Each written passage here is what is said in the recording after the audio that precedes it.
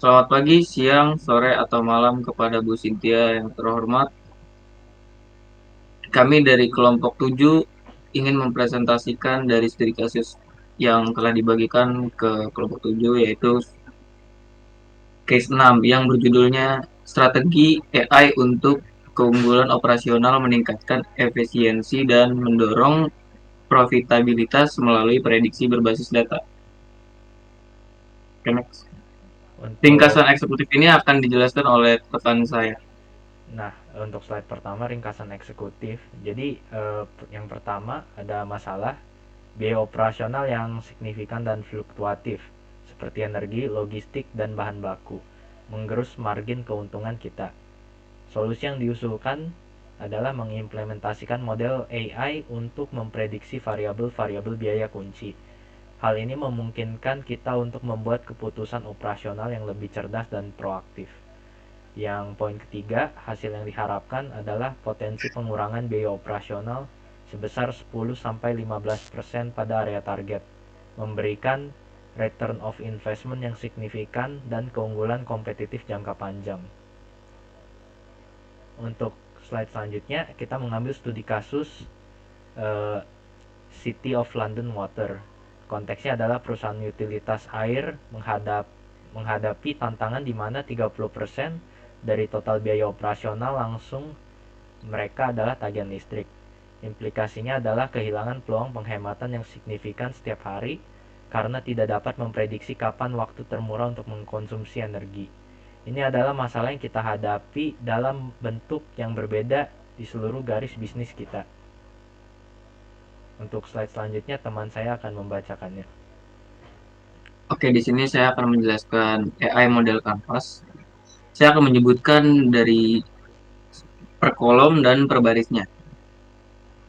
Di sini AI model Canvas kami dibagi dalam 8 bagian. Yaitu yang pertama itu ada value proposition.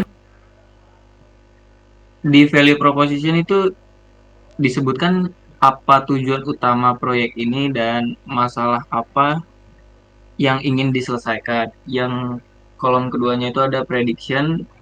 Di sini pertanyaannya ada apa yang perlu diprediksi oleh AI dan output yang diprediksi. Selanjutnya judgment.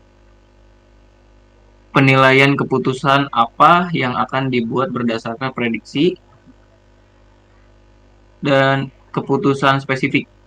Yang keempat ada action, tindakan apa yang akan diambil dan contoh tindakannya itu seperti apa. Yang kelima, outcome, bagaimana kesuksesan diukur, metrik utama pengurangan biaya listrik. Selanjutnya, akurasi model prediksi, metrik pendukung kepatuhan operasional, kepuasan pelanggan.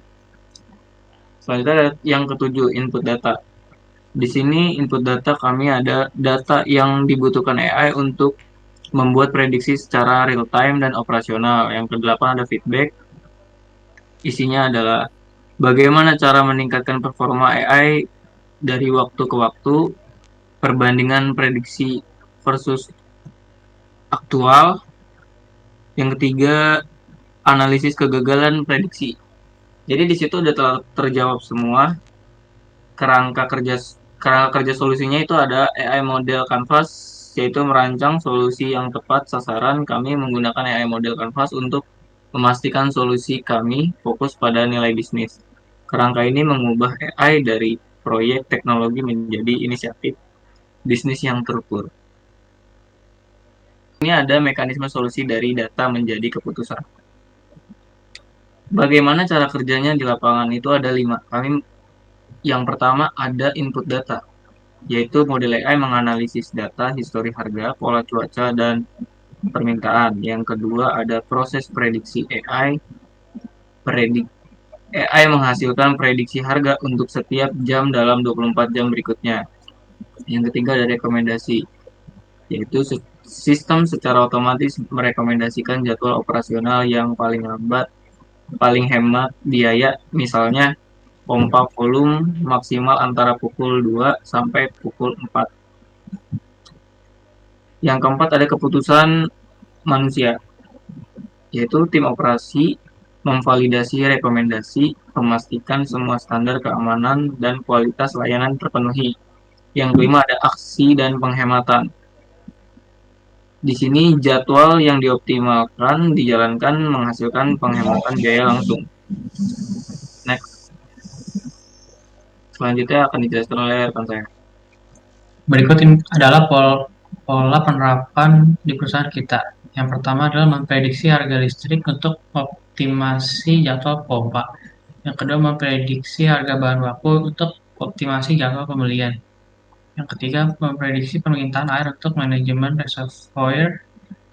Dan yang keempat memprediksi permintaan produk untuk optimasi tingkat inventaris dan logistik. Selanjutnya. Rencana implementasi bertahap. Rencana bertahap ini bertujuan untuk memaksimalkan ROI dan meminimalkan risiko. Kami mengusulkan rencana implementasi ini yang terdiri dari 4 fase. Pertama adalah fase pertama, proof of concept yang berdurasi 3 bulan. Fase ini membangun model prediksi awal menggunakan data historis yang ada, bertujuan untuk memvalidasi kelayakan teknis. Fase 2 adalah simulasi dan validasi yang berdurasi 3 bulan. Fase 2 ini menjalankan model dalam lingkungan simulasi untuk mengukur potensi penghematan tanpa risiko operasional. Fase 2 ini bertujuan memvalidasi kasus bisnis dan memproyeksi ROI. Fase ketiga, proyek pencontohan pilot project yang berdurasi 6 bulan.